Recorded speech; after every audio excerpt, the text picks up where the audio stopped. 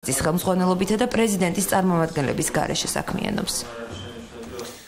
გზა, რომელიც საოკუპაციო საზღვრამდე მიდის ზემონიქოში დასრულებული სამუშაოები თუ იმჯერებთ ეს სოფლის გზას ნაკლებად გავს, რადგან სავარაუდოდ სატვირთო ავტომობილებზეც არის გათვლილი, ამიტომ ადგილობრივებს ეჭვიაქვთ, რომ საბოლოოდ ეს მაგისტრალი ცხინვალიდან მომავალ გზას დაუკავშირდება.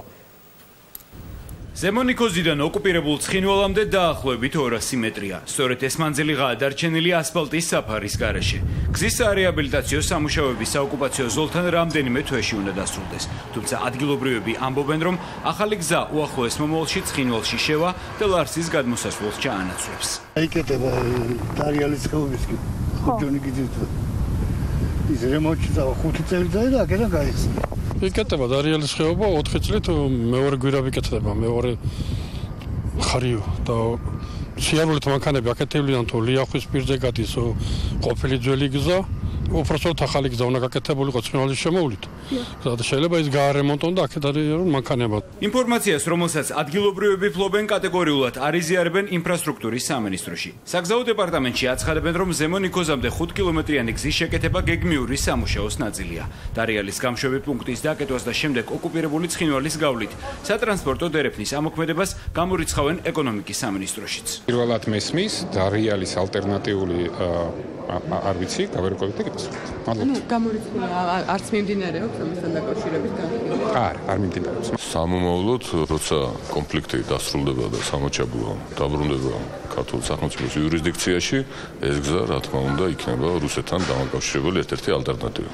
სხვა თქვენ რას გულისხმობთ მე არ ვიცი. ზემონიქოში ქართულ საგუშაგომდე მიმავალი გზის ცხინვალთან შესაძლო დაკავშირებას ამ ეტაპზე უარყოფენ შერიგებისა და თანასწორობის სამინისტროშიც. კეთევან ციხელაშვილი გზის რეაბილიტაციას მის თხოვნას უკავშირებს. ეს პროექტი ნიქოზის გზის შეკეთება უკვე დიდი ხანია გვაქვს განზრახვაში, გვინდოდა რომ ეს გაკეთებულიყო.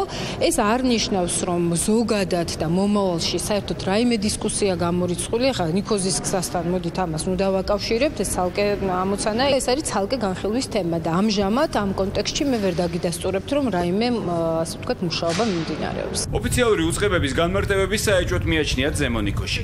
ადგილობრივები კურიერთან ყვებიან, რომ მთავრობის მიერ გაკეთებული გზა არა ქართული სოფლებისკენ, არამედ ცხინვალისკენ მიდის. ამბობენ იმასაც, რომ გზის რეაბილიტაცია არ ხდება სოფელში არსებულ მნიშვნელოვან ობიექტებთან, რაც კიდევ უფრო დიდ ეჭვებს აჩენს. ვიყავთ კი ნიქოზისკენ, მაგრამ უხევს ცხინვალისკენ. არც ეკლესიამდე არ მიდის გზა. ესე იგი, ეს სხვა რამისთვის კეთდება. თან მუშაობენ დღე და ღამე. აი, ძალიან ისეთი იმითი აკეთებენ.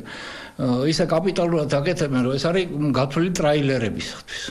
თორე სოფელს არ ჭირდება ახლა ესეთი კაპიტალური გზა. ზემონიქოსთან მშენებარე გზის სამომავლო ცხინვალთან დაკავშირებას და მის სატრანსპორტო დერეფნად გამოყენებას სამომავლოდ არ გამორიცხავენ უმრავლესობაში.